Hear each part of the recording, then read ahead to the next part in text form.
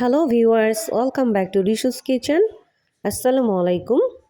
আজকে আমি আপনাদের সাথে শেয়ার করে দেখাবো বিকেলের নাস্তায় এই শীতের ওয়েদারে খুব ঝটপট স্পাইসি ইয়াম্মি কোনো রেসিপি।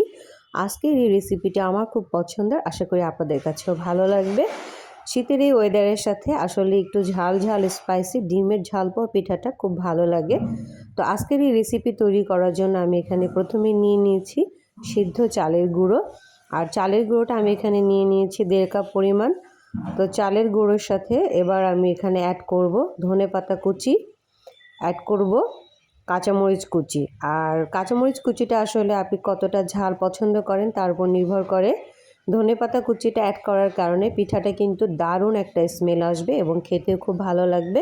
অ্যাড করে নিচ্ছি এখানে পেঁয়াজ কুচি, আর স্বাদ মতো অ্যাড করে নিব লবণ, আর রসুন বাটা, আদা বাটা, এই দুটো আমি 1 চামচ পরিমাণ এখানে অ্যাড করে নিয়েছি।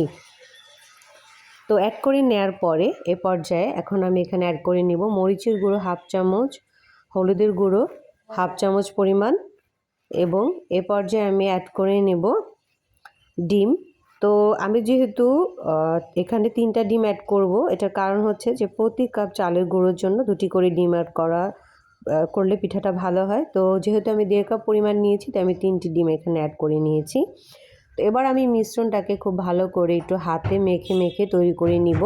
চাইলে চামচ দিয়েও এই ব্যাটারটা তৈরি করা যায়, কিন্তু হাতে মেখে নিলে ব্যাটারটা খুব ভালোভাবে তৈরি হয়। তো এই পর্যায়ে আমি ব্যাটারটাকে পানি ছাড়াই ভালোভাবে একটু মেখে নিচ্ছি।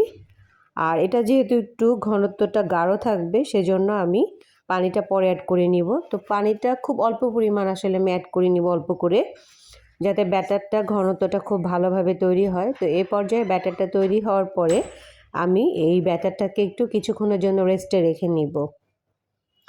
আর এটা আসলে 20 মিনিট বা 30 মিনিট রেস্টে রেখে দিলেই হয়। আর যারা এটা ব্লেন্ডারে চালের গুঁড়োটা তৈরি করে নেবেন, তাদের আসলে রেস্টে রাখার প্রয়োজন নেই। তো এখন আমি যে কড়াইতে পিঠাটাকে ভেজে নিব, এই কড়াইটা আমি গরম করে, খুব ভালো করে গরম করে, তারপরে আমি তেলটাকে একটু গরম করে নিচ্ছি। তো তেলটা আসলে আমার পর্যাপ্ত পরিমাণ গরম হয়েছে কি না, এটা এখন আমি একটু চেক করে নিব। তো চেক করে দেখলাম যে হ্যাঁ, আমার এই তেলটা গরম হয়ে গিয়েছে। এ পর্যায়ে আমি যে রেস্টে রেখেছিলাম ব্যাটারটা, এই ব্যাটারটা আমি একটু ঢেলে দিয়ে পিঠাটা ভেজে নিব। তো পিঠাটা আসলে আমি একটা গোল চামচের মাঝারি সাইজের এই চামচের 1 চামচ পরিমাণ ব্যাটার এখানে অ্যাড করে নিয়েছি। আর ব্যাটারটা 1 চামচ পরিমাণ দিয়েই আমি প্রত্যেকটা পিঠা এভাবে করে ভেজে নিব।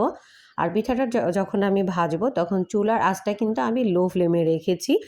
খুব হাই ফ্লেমে রেখে পিঠাটা ভাজার প্রয়োজন নেই, তাহলে পিঠার উপরটা কিন্তু শক্ত হয়ে যাবে। তো এভাবে আমি এক এক করে সবগুলো পিঠাই ভেজে নিব, এবং ভাজার সময় কিন্তু পিঠার দুটি পাশই একটু উল্টে চেক করে নিতে হবে, যাতে ভাজাটা খুব ভালো করে হয় এবং ভিতরটা কাঁচা না থাকে। আর পিঠাটা কিন্তু দুটো পাশে খুব ভালো করে ফুলে উঠেছে, এবং এটা কিন্তু খেতেও দারুণ টেস্টি হবে পিঠাটা এভাবে করে ভেজে নিলে। তো এক এক করে আমি সবগুলো পিঠা এভাবেই ভেজে নিব।